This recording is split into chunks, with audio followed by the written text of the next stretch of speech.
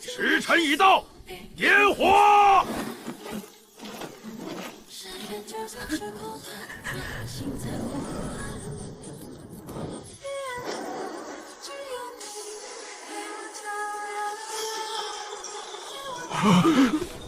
活人祭祀，尔等是为供奉妖邪。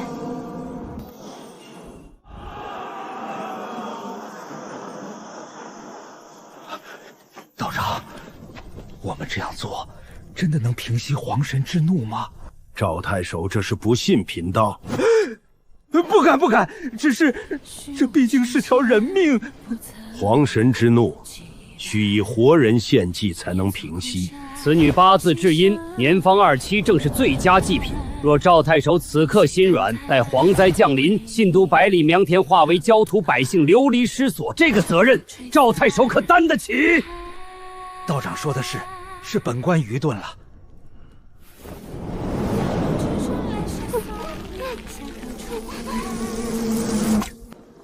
时辰已到，点火！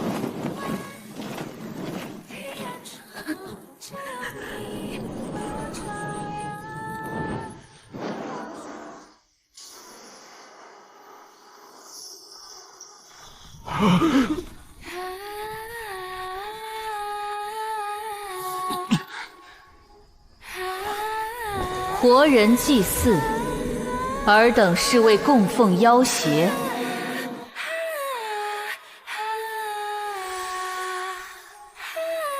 休得胡言！贫道供奉的乃是皇神，你们擅闯祭祀大典，若惊扰皇神，后果不堪设想。小神的确需要人间香火供奉，但吾从未听过有谁需要活人祭品，假借供奉皇神之名，行祭祀妖邪之事，你们该当何罪？贫道乃是奉天命行事，上古之时每逢大灾，天子诸侯必行活祭之礼平息神怒，你一个黄毛丫头懂什么？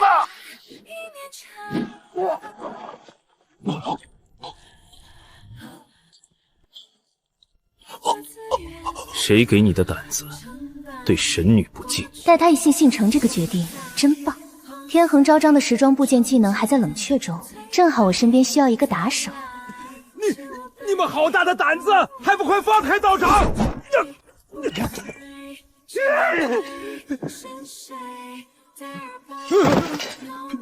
骠骑大将军，这可是正二品武职，统领天下兵马，一人之下，万人之上。我一个从4品地方太守，连提鞋都不配。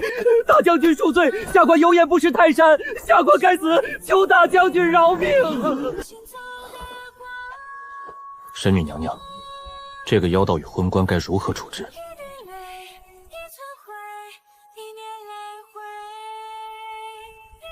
不可！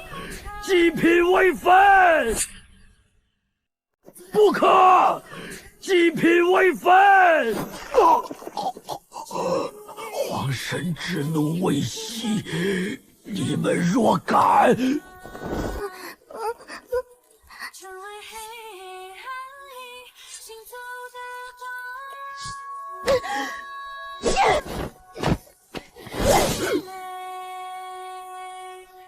我阿爷在哪儿？酸鹤，你先把刀放下。你们把我抓来的时候说只要我听话就不动我阿爷，他人呢？你们把他弄哪儿去了？还不快去地牢把那个老东西带上来！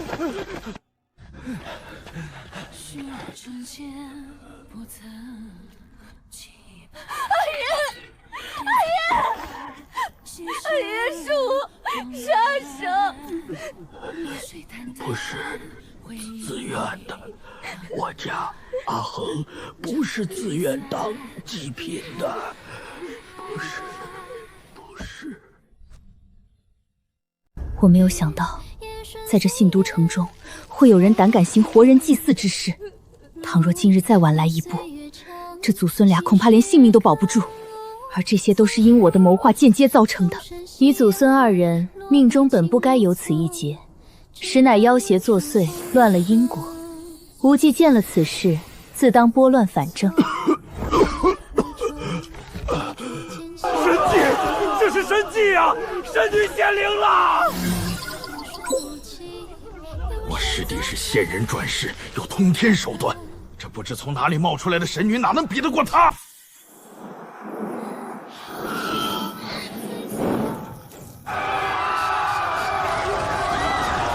来了，皇神来了！你们看到了吗？皇神来了！贫道早就说过，要用活人祭祀才能平息神怒。可是这个女人，她打断了祭祀，还让人放走祭品。皇神之怒都是她招来的。若不是她破坏祭祀，皇神早已被安抚，信都百姓都会安然无恙。可现在呢？蝗灾降临，寸草不生，你们的田地、你们的庄稼、你们的活路全毁了。是他害的，她不是神女吗？还会仙术？也可能是妖术啊！玄鹤大长说的没错，蝗灾来了，粮食没了，我们以后该怎么活啊？恐惧的种子一旦种下，只需一点养料就能长成参天大树，而天边那群越来越近的蝗虫，就是最好的养料。我的所作所为已然掩盖不住了，得罪了大将军萧决，再加上蝗灾将至，不死也得脱层皮。事到如今，必须把责任推出去。是你们触怒了皇神，若不是你们破坏祭祀四大典，蝗虫根本不会降临信都城。诸位信都百姓，皇神之怒已然降临，无可避免。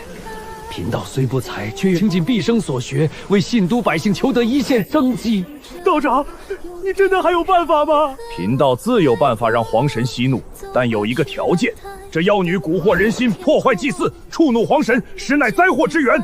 若他和他的人不离开信都城，贫道纵有通天本领，也无法平息皇神之怒。道长说的对，把他赶出信都城，都是他害的，他走了，皇神才能激怒。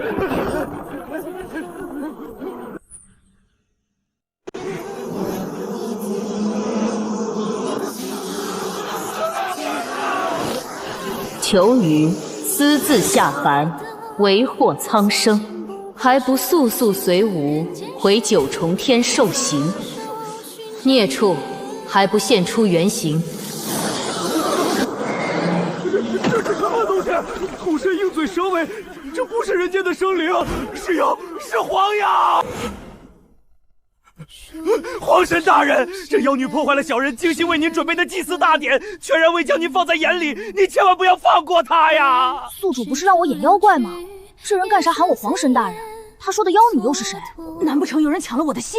杀千刀的！我排练了好几天才把这妖怪演熟，现在戏份被抢，我咋演？求余，无竟不知，你区区一个小妖，竟敢在凡间自称皇神，让信都百姓以活人为祭供奉你。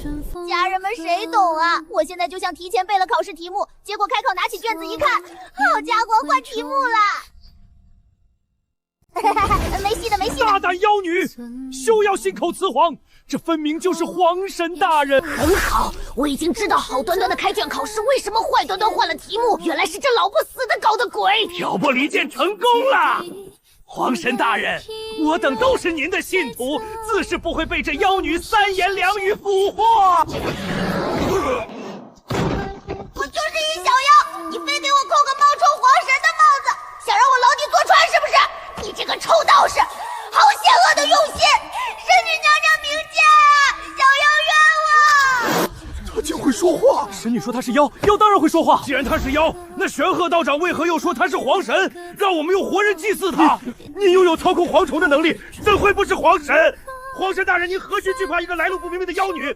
您施展神通，让她见识见识什么叫真正的神力。这老头有病吧？让我去打神女，那可是我最喜欢的琴琴宿主。小妖怎敢冒犯神女娘娘？总算有点长进了。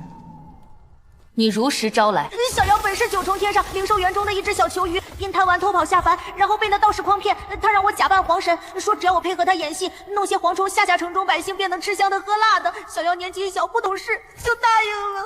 我操，这谎话张口就来！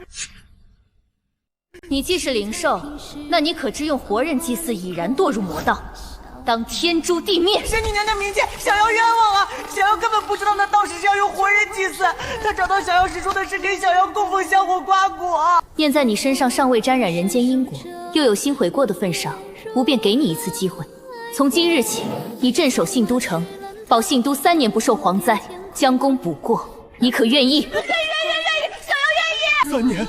3年不受蝗灾。她毕竟是妖，万一神女离开后，她反悔将我们都吃了怎么办？我们能不能像祭祀皇神那样，年年祭祀神女娘娘，让娘娘保佑？真正的神离从不需要凡俗香火祭祀，更互换以无辜生灵血肉为祭的邪祀。以人命献祭不是敬神，而是借神之名行嗜血之恶，亵渎天道，践踏生灵，这是对神灵最大的侮辱。求神女娘娘恕罪呀！我们是没有记仇，是她下的令。大家不要被她这个妖女给骗了，她才是真正的妖邪，她和这妖物定然是一伙的。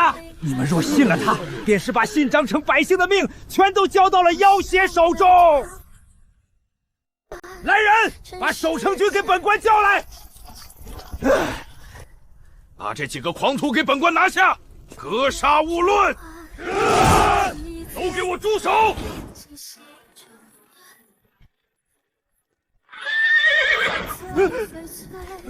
周校尉，你怎么回来了？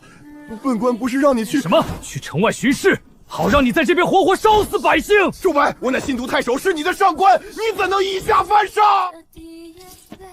末将周白参见将军。边关一别已有2年之久，不曾想你还记得我，自是不敢忘。都给我把矛放下！谁让你们对萧将军动刀兵的？周白一去。周白会出现，我并不意外，但没想到溪谷流民会出现在信都城。你们为何来此？难道不怕妖邪？神女娘娘，俺们肯定是怕的。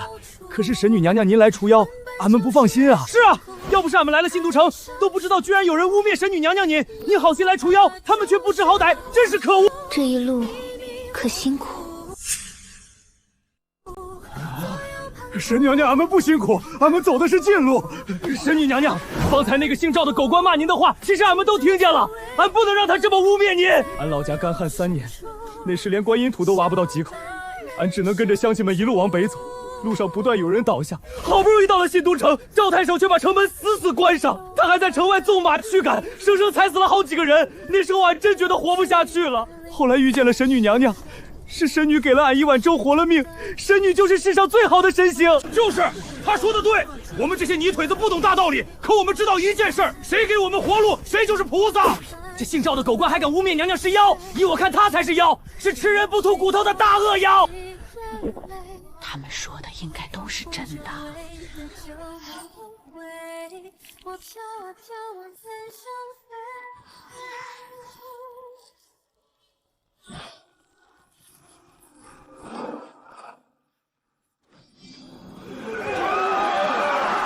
这什么鬼？书中没有男主遇刺的剧情，难道是因为我的出现改变了原有的剧情？穿上浮生一梦套装虽能自保，但没法保护其他百姓，总不能寄希望刺客不伤百姓。祖宗保佑，让我再殴一次吧！祖宗保佑，让我再殴一次吧！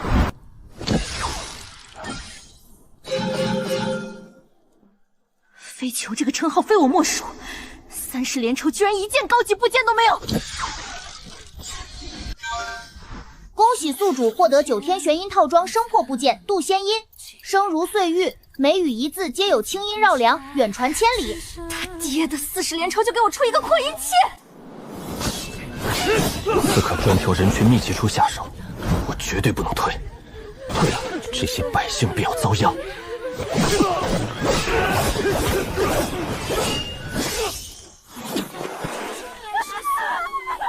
还有5万震惊值，我就不信今天抽不到攻击部件。我服了，还不行吗？求求了，出点有用的吧！只要让我抽到攻击性时装，以后吃泡面没有调料包都。恭喜宿主获得剑域9霄套装阵法部件归墟剑阵，阵起之时万剑朝宗，杀敌无形，冷却120小时。收集所有不解锁剑仙技能，御天伏魔，一念破万法。尔等当着吾的面残害吾的信徒，是未曾将吾放在眼里。神女保佑，神女保佑！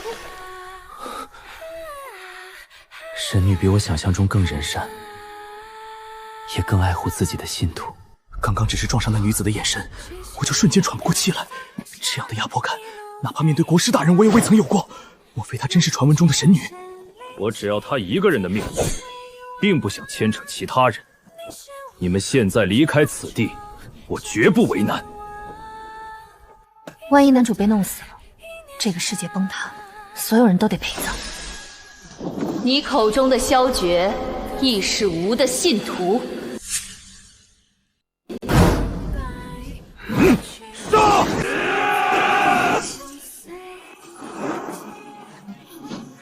归墟见阵，开阵！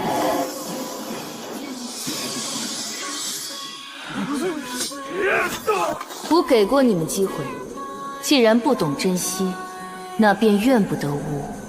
去吧。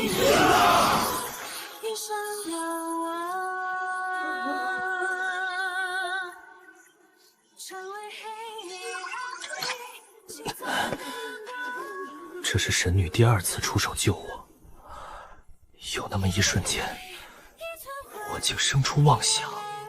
以前收割震惊值我会兴奋，但这一次却感觉不到喜悦。宿主，你怎么了？不是还要恩威并施，收拢民心，让信都百姓请求你留下来吗？无碍。神女娘娘，这2人方才鬼鬼祟祟，像是想趁大家不注意偷跑出城。神女娘娘饶命！是下官有眼不识泰山，下官该死，求神女开恩。道友，贫道也是受赵谦蛊惑，一时糊涂。你是修道之人，当知因果，不能妄造杀孽。张志，你多年来以玄鹤道长的身份到处招摇撞骗，诱导各地百姓用活人祭祀，夺走3条鲜活生命。赵谦，你身为一方父母官，在其位不谋其政，对百姓疾苦视而不见，为敛财贪污赈灾粮，导致灾民流离失所，活活饿死。更甚者，收受贿赂，在公堂上颠倒黑白，草菅人命。你2人的罪行，万死难辞其咎。神女娘娘饶命，我错了。神女杀得好，像这种草菅人命的狗官跟招摇撞骗的妖道都该杀，他们就该下18层地狱。那些击鼓流民对我更多的是敬畏，不是惶恐，而信都百姓眼里除了恐惧再无其他。恐惧能让人臣服，维持一时秩序，却无法让人追随真正信仰。恩威并施，方是长久之道。吾曾说过，若人间有人能将神种红薯肥育成器，吾便降下一道机缘，让此地风调雨顺，五谷丰登，3年不饥。这是真的吗？吾方才掐指一算，神种已成气候，今日吾便兑现诺言，赐下机缘。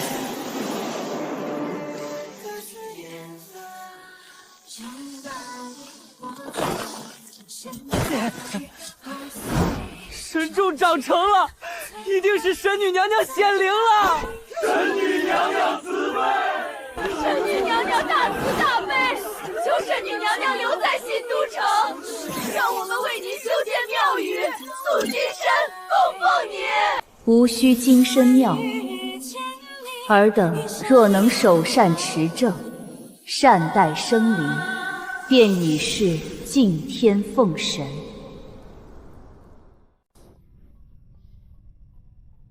宿主，咱们这次赚了那么多震惊值，男主好感度也涨到了50，你怎么看起来一点也不高兴？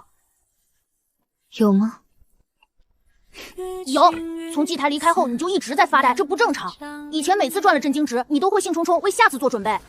童子，你说牺牲一小部分人，拯救一大部分人，这件事是对还是错？这问题太复杂了，连我的数据库里都没有标准答案。但是我觉得，只要是宿主你做下的决定，就一定是对的。这么相信我？这些人本来都应该死在一场蝗灾里。原世界线，依子而逝。宿主，是你改变了他们的命运。虽然你总说自己是假神女，但我觉得你真正做到了神爱世人。别给我戴高帽，我只是做了自己该做的事。限时抽奖池是不是出了新套装？是的，这次的限时套装只有1套，是万象本无。这次的限时套装只有1套，是万象本无。收集所有部件，解锁分身技能，可随意捏造身份，融于世间。好东西，每次演完神女都避开人群，藏身荒野，时间久了，估计得成野人。有了这个套装，我就能捏造一个普通人身份，再也不用再风餐露宿。这套万象本无，倾家荡产都得抽。恭喜宿主获得万象本无套装，面具部件无相面，面附此具，五官容色皆可随心变换。恭喜宿主获得万象本无套装，衣袍部件万象衣，身披此袍可变换衣袍的形制、材质。恭喜宿主获得万象本无套装声破部件千音破，可模拟一切人类声音，自然如本音。恭喜宿主获得万象本无套装头发部件，换丝、发色、长度、发质、发型皆可随意重塑。该套装所有部件仅可使用一次，每强化一次套装便增加一次使用机会。这震惊值还是留着以后强化昆玉丝颂和天恒昭彰更有性价比。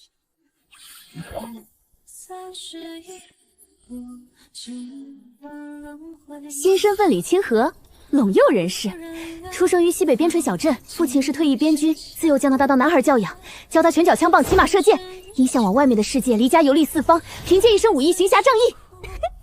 这人设不错。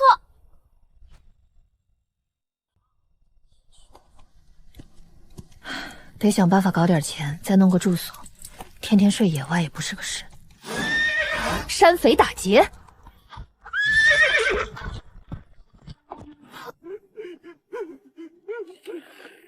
此人面容白净清俊，自带书卷气，遇山匪还能面不改色，有点意思。快快将金银交出来，也赏你个痛快！河洛裴氏的马车，你们也敢拦？老大，河洛裴氏是世家大族，这二人身份贵重，要不然咱们放他们走吧。好不容易逮到一条肥鱼，放什么放？可天高皇帝远，这里是信都城，又不是河路，你松个屁！杀了我们，你们定然会麻烦缠身。放我们离开，这马车里的金银你们都可以拿走，我们绝不追究。这位公子，你不如付我报酬，我帮你解决掉这些山匪，怎么样？哪来的野丫头？姑娘开价多少100两。100两，解决这8个人。嫌贵？那我再保你的马车平安到达信都城，这个算附赠的。叔父，她只是个女子，怎么打得过飞图？打不打得过，试过便知。臭丫头，你在找死！喂，过了这个村就没这个店啊，考虑的如何？成交。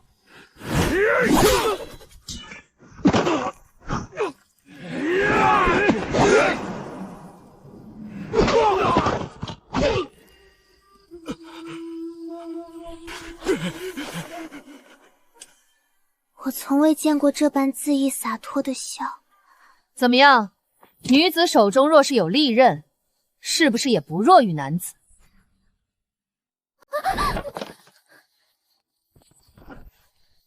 ？100两。之后还要劳烦姑娘护送。在下河路裴度，不知姑娘如何称呼？裴度是萧玉给萧绝拉来的第一个人才，战术军事型谋士。我记得书中提到过，裴度是带着整个裴氏投靠的萧绝。至于这小姑娘，应该就是萧绝的正妻裴婉宁。16岁嫁给萧绝，25岁郁郁而终。李清河，河清海晏的清，时和岁丰的和。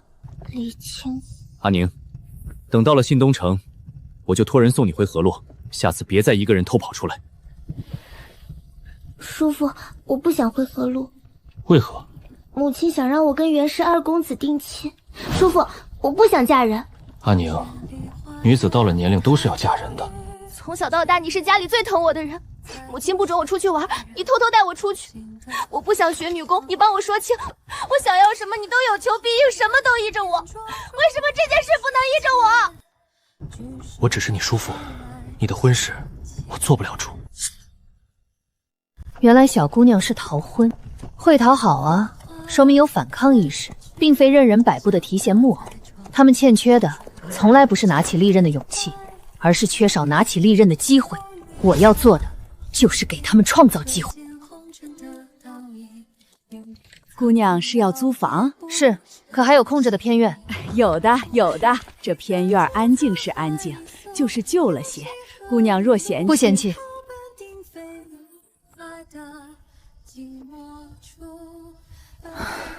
宿主，你交代的事我办好了。我用神谕将你的话告诉了西谷那些信徒，让他们推广红薯。估摸着明天他们就会带着红薯来信都城，教信都城的百姓种红薯。干得漂亮，奖励你一个大肘子。宿主，这些都是给我的吗？怎么会有这么好的素？快吃吧，再不吃就冷了。对了，宿主，我回来的时候看见烧玉他们带人连夜在城中建神女庙，咱们要不要去阻止啊？要建就建吧。萧玉是个有分寸的人，不会做劳民伤财的事，用不着操这个心。虽然常驻抽奖池总让我破防，但想改变这个时代女子的处境，只能抽这个碰碰运气。还有96000震惊值，先来个100连抽试试水。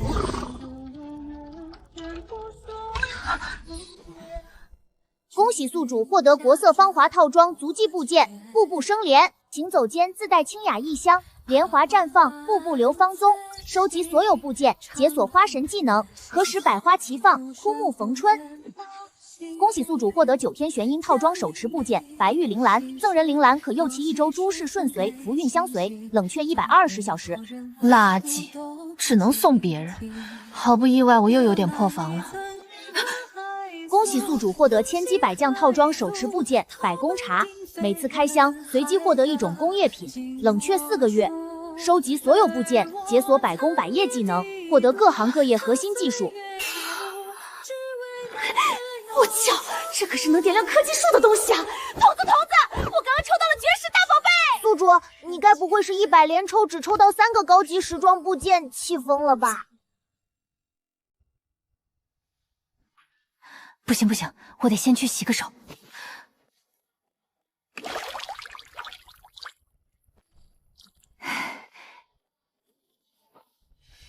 没有飞机大炮，给我来个真气机，或者去园里纺织机都行，我不挑。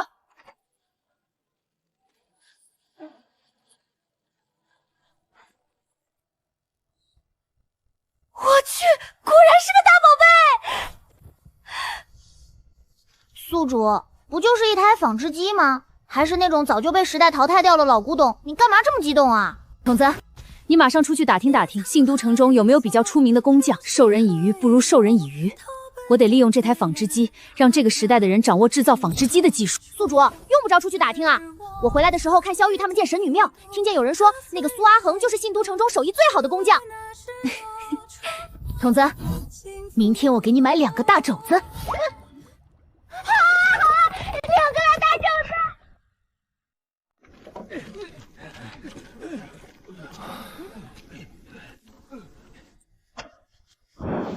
原以为最先被骗来信都的人应该是陆不言，谁曾想来的人竟是最不好骗的裴子让。子让，没想到你还真来了。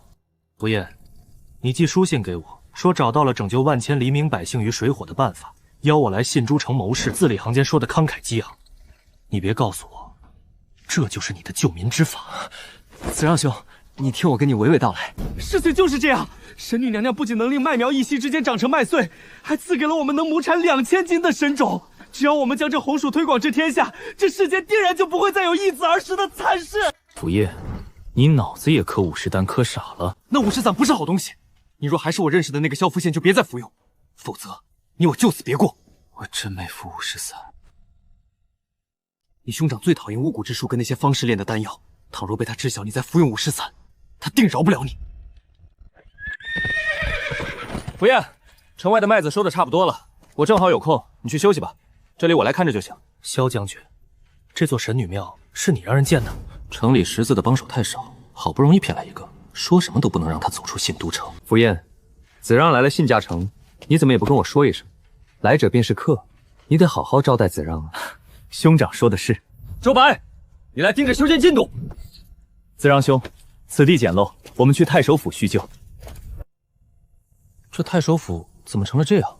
信都太守呢？你说赵太守啊，那厮鱼肉百姓作恶多端，触怒神女，遭神女降下神罚，当场暴毙了。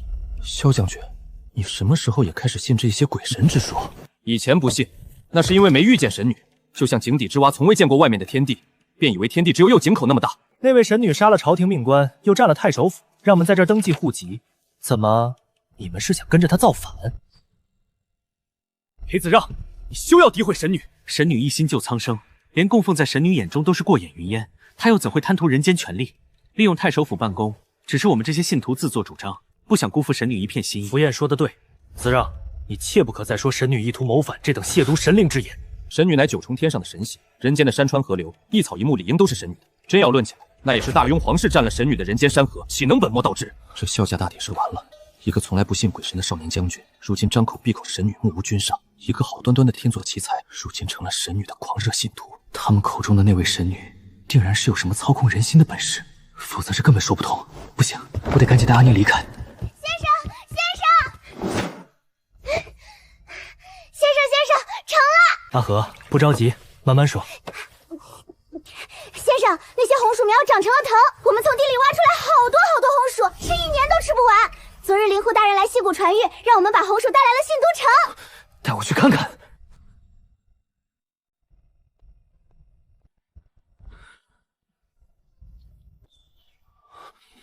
子让，你快尝尝，这红薯味道甚美。这是什么？这就是我跟你说过的神女赐下的神种，它是粮食。大哥哥，是的呀，神女娘娘赐下的神种红薯，不仅能生吃，还能用火烤着吃，煮熟了当饭吃。福燕，替我引荐，我要见神女。神女哪是我等凡夫俗子想见就能见的？先生，我先不跟你们说了，神女娘娘今日又从天宫带来一件神物，正在城中选人，我得赶紧过去，不然挤都挤不进去。福燕，你好好招待子让，我先走一步。子让兄，要不要也去看看？保证让你大开眼界。带路。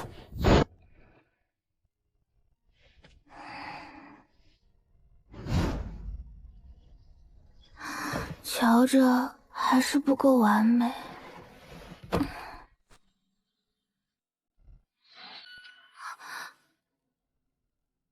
我这是在做梦吗？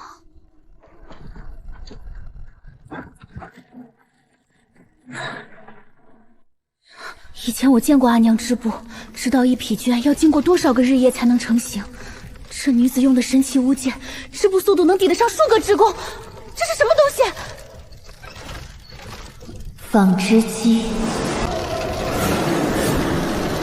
阿恒，阿恒，阿爷，快去洗把脸，听人说神女娘娘临凡了。神女娘娘对咱们祖孙有救命之恩，我们得去拜拜娘娘。阿爷，你知不知道有一种纺织机，一个人能顶数人织布？你怕是累糊涂了，便是天上的织女，恐怕也没这等本事。咱们快走吧，莫误了时辰。啊！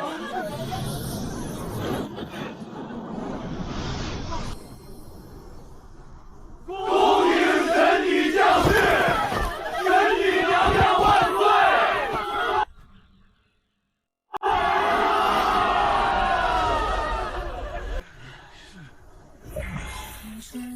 当前震惊值76000。吾今日下凡，只为一个赌约。那是何物？简直闻所未闻！会不会是神女娘娘的法器？那架纺织机，跟我梦里看见的那架一模一样。此乃织女的纺织机，寻常纺车一人一顶，一次只能纺1根纱线，而这架纺织机一轴带动8顶，一人之力可抵8人之功，甚至更多。当前震惊值116000。这绝非人力生物。非也，此物所用不过是滑轮与齿轮之巧。尔等若能参透其中奥妙，无需任何仙法神力，人人皆可为之。这便是那赌约的由来。织女言，凡人之智不足以驾驭这等天宫之物，吾却不这么认为。在吾眼中，凡人有着无限潜能，尔等且随吾来。600年前，世人皆种平原沃土，无人敢上山开荒种粮食。可人口日增，平地已不够养人。他用了20年，将一座荒山变成了1000亩梯田。天下人恍然大悟，原来山上也能种出粮食，平地也能养活人。500年前，天下轻儒，学宫荒废，读书人皆被视为无用之人。读书有什么用？地种不好，荒的是遗迹。人心若慌了，慌的是一辈子。他教了40年，那3个童子，后来一个成了清官，一个开了书院，一个著书说。他死时面前已坐满300学生，乡人自发为他立碑，只刻了4个字：斯文在兹。400年前，吴越地界出现了第一座不用桥墩的石拱桥，建造者只是一个普通木匠。他不懂什么仙法，却用一把凿子一把尺子算出了天地之间的平衡。300年前，朝廷禁海，商路断绝，北方货物运不出去。他用了3年，走通了那条被大雪封了数百年的商道，从此南北货物互通，沿路城镇因商晃到来而变得繁华。凡人的智慧远不止这些，所谓潜能，也不在天赋异禀，而在明知不可为而为之，敢叫日月换新天。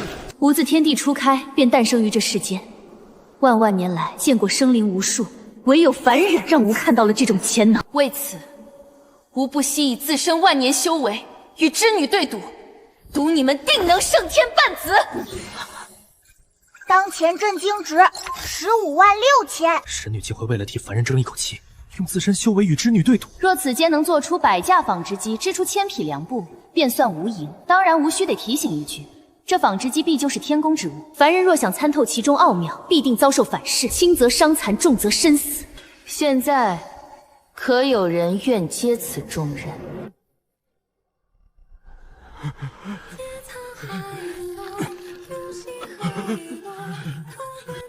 兄长，神女行事皆有章法，你对织布纺纱一窍不通，即便上前请命，神女也不会选你。听人劝吃饱饭，我初来乍到，对这位神女了解不多，还是不要贸然出头，免得冒犯神灵。若是无人愿意，吾也不勉强。神女娘娘，我愿意替您分忧。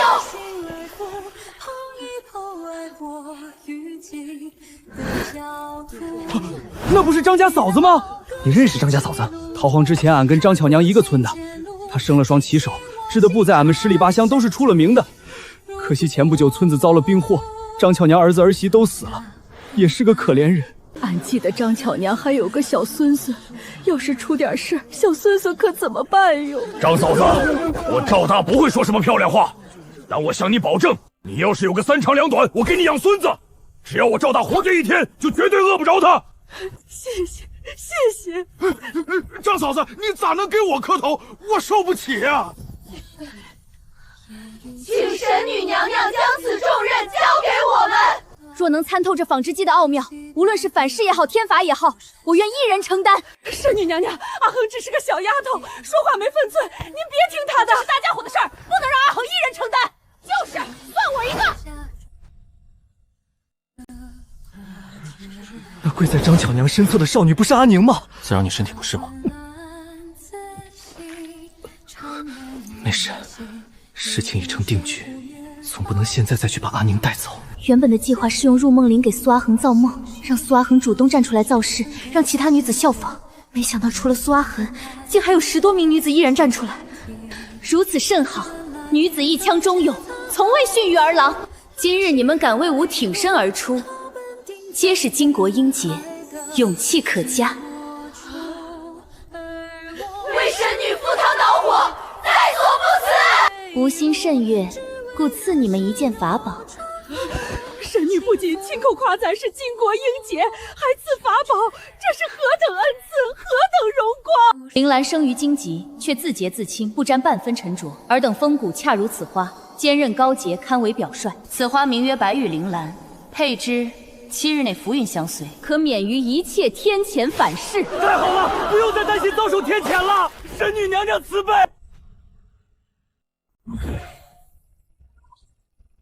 当前震惊值177600。别愣着了，神女娘娘将法宝赐给了你，还不快谢恩！这法宝，神女娘娘不是赐给我一个人的，白玉铃莲是我们大家的。谢神女娘娘赐下法宝，民妇必不负娘娘，必不负神女，必不负神女，必不负神女。孺子可教也。7日后，便是这场赌约定输赢之日。吾甚是期待。高强度紧绷这么久，面瘫是职业病了。宿主，咱俩这次真的发达了，10级有1600震惊值！我的妈呢，我这辈子都没见过这么多。好像不对，在绑定素如你之前，我连17万后面的零头都没见过。这次你功劳不小，奖励你2万震惊值。网上说的对，日子怎么可能跟谁过都一样？目前唯一有3套整套的时装，限时抽奖池还没刷新，只能试试能不能把天恒昭章套装跟千机百将套装剩下的部件抽出来。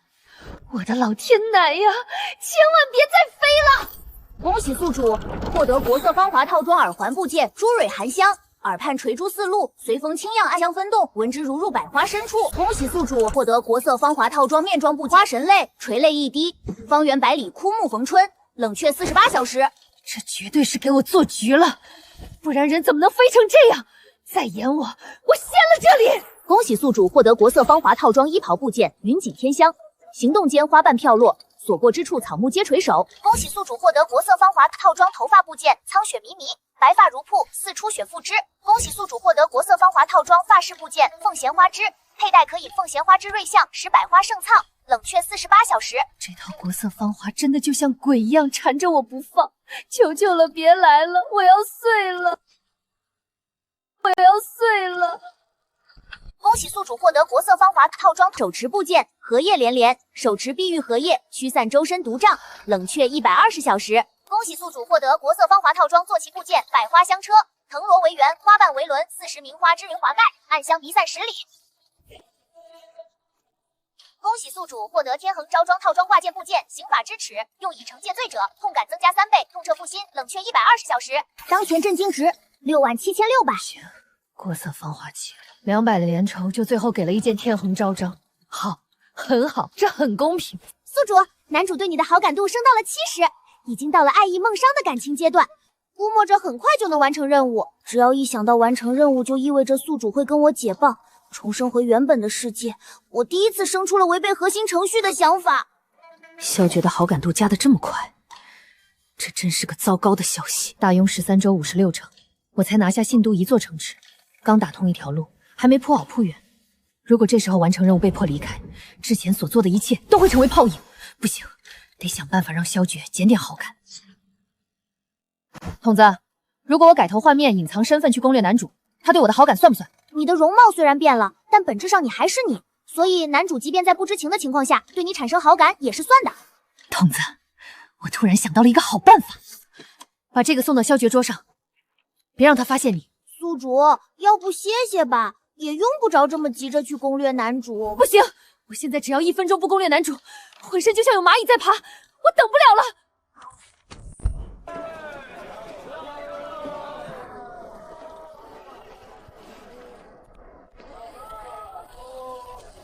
老板，来份荷花酥。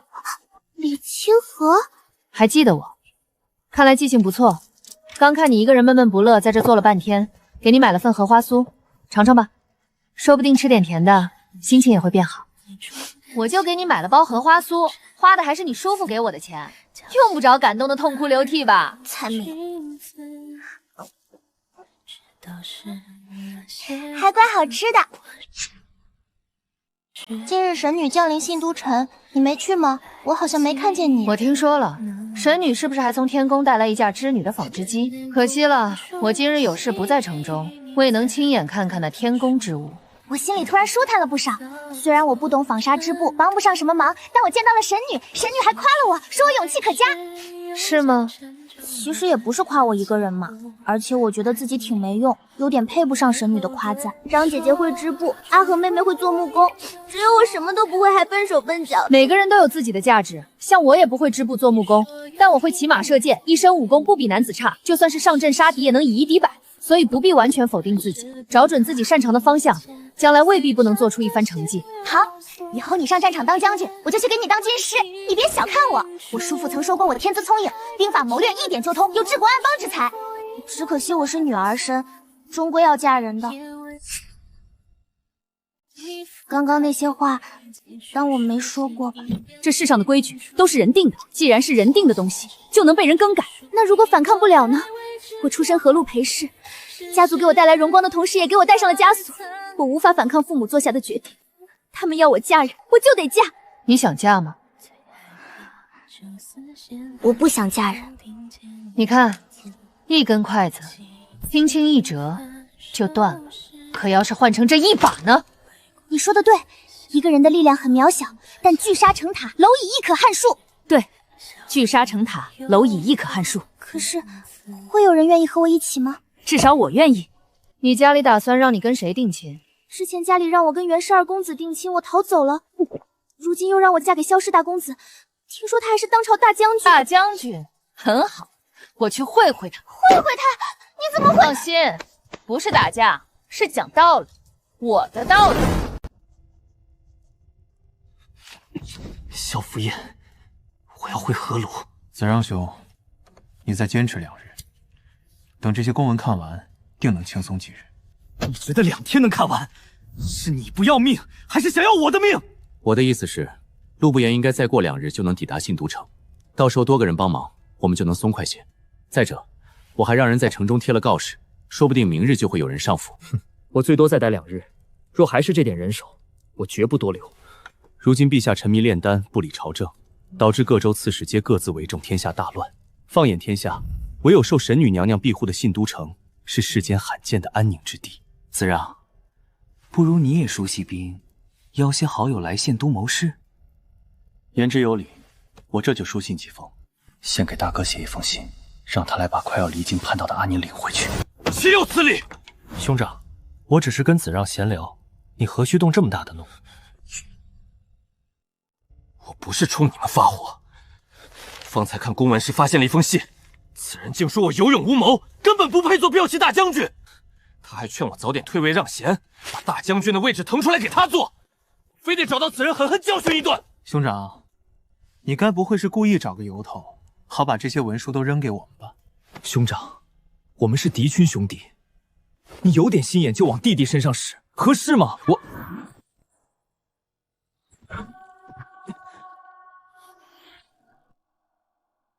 为何刺杀我？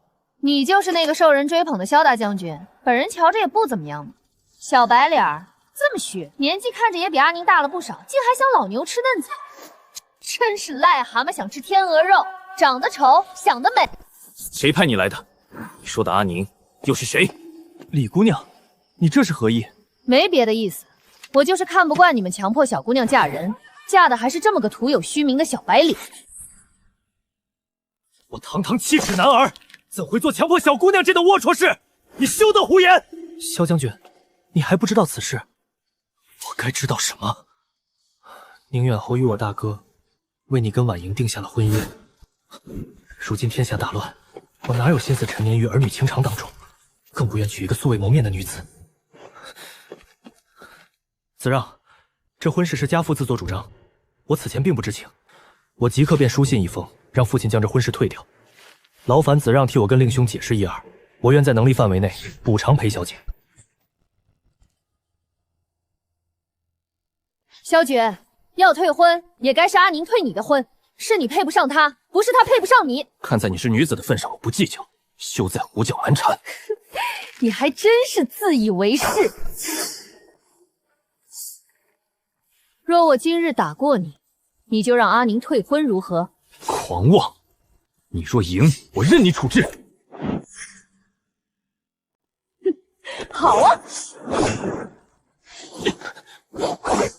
就你这样的也能当上大将军？那封信是你写的？对，就是我。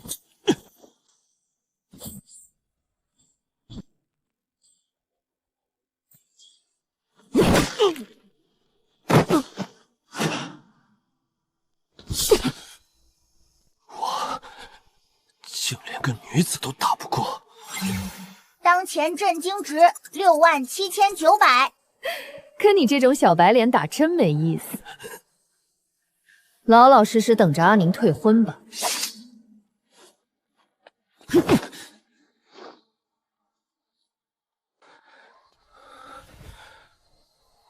兄长，都回去办公吧，今天的事不要说出去。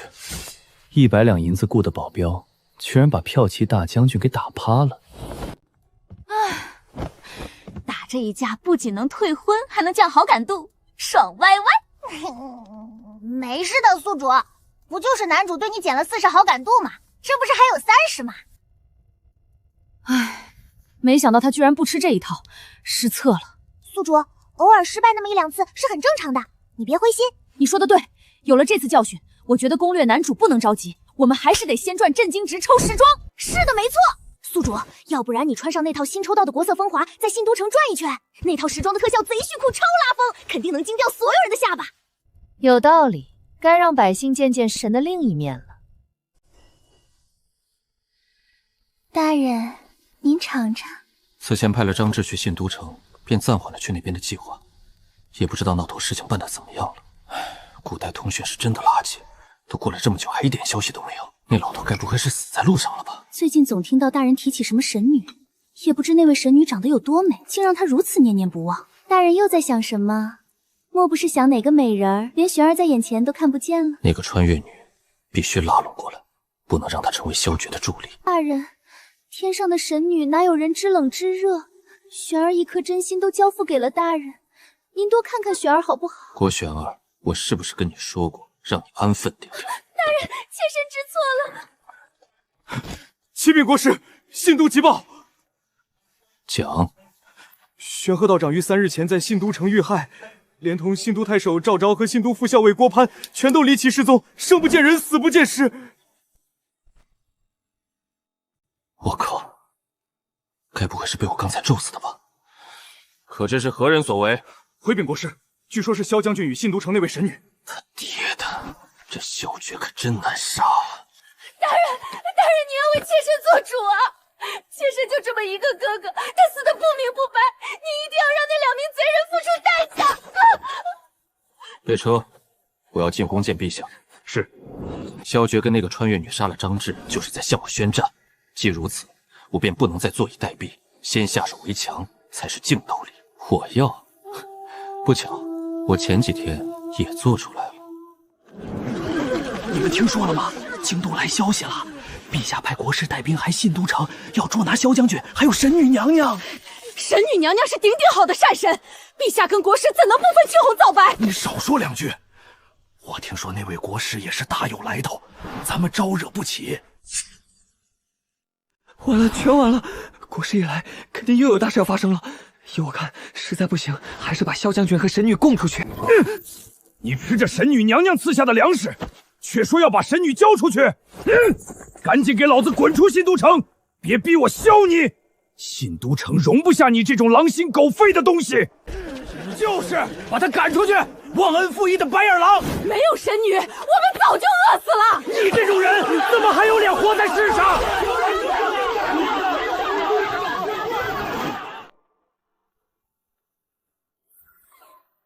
童子，这个国师是怎么回事？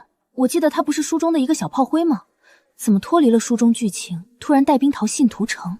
还有上次那批刺客也有问题。我知道了，肯定都是因为宿主你创造这个世界产生的蝴蝶效应。不，我当警察的直觉告诉我，这绝不是蝴蝶效应。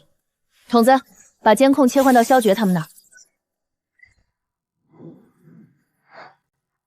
既然商议不出结果，不如就让我跟国师回京领罪，或许能平息此事。萧将军，国师亲自出京，如此大动干戈，你当真以为他只是冲着你来的？传闻陛下身边那位国师是仙人转世，萧将军，说句得罪的话，你还不够资格让国师亲自出马。自从那晚我提出退婚，裴度便看我各种不爽，说话总是夹枪带棍，阴阳怪气。罗道清绝非仙人转世，他就是个招摇撞骗的妖人。你不信，但陛下信。想来国师应当是听说了神女的事迹，自觉神女威胁到了他的地位，想对神女不利。绝不能让人冒犯神女。若非神女仁慈，必有信都城。这座城恐怕早就在蝗灾下沦为空城。无论国师打什么主意，他都得先从我的尸骨上踏过去。既如此，那便唯有一战。信都城有300守城军，以一敌10不成问题。我等身为神女信徒，岂容宵小冒犯神女？国师手中势力盘根错节，此番前来必定大动干戈。但信都城易守难攻，还有萧将军你亲自带兵镇守，且神女又是民心所向，未必不能让国师无功而返。二公子，外面围了好多百姓，他们说有要事相询。兄长，子让，你们商议城防之事，外面的事交给我。是萧公子出来了。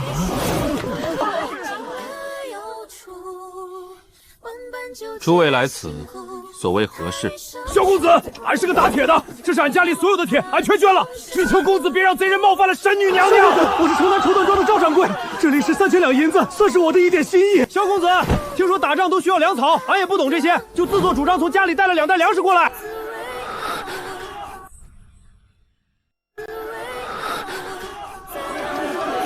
这是俺给儿子娶媳妇儿准备的，先给守城军做衣裳。打仗要的伤药我都配好了。萧公子，我虽然瘦，但我跑得快，能当赤送，能送信，让我参军吧。还有我也要加入守城军。没有神女就没有信都城，不能让贼人冒犯神女。民心所归，大事可成；民心所离，利剑灭亡。这16个字，我今日才真正读懂了。多么可爱的一群人啊！我眼睛好像尿尿了。对不起，我可能有点性感，不对，是感性。宿主，他们真的很爱戴你，要不然你直接放天雷劈死那个国师算了。反正看书中说那个国师也不是什么好东西，弄死他都算为民除害，既能解决信都危机，还能赚一波震惊值，一举两得呀！不急，此时出手化解危机，虽然省事，但会让他们过度依赖神灵，并且这样还不能让他们的震惊情绪最大化，得不偿失。再看看吧。誓与信都同在。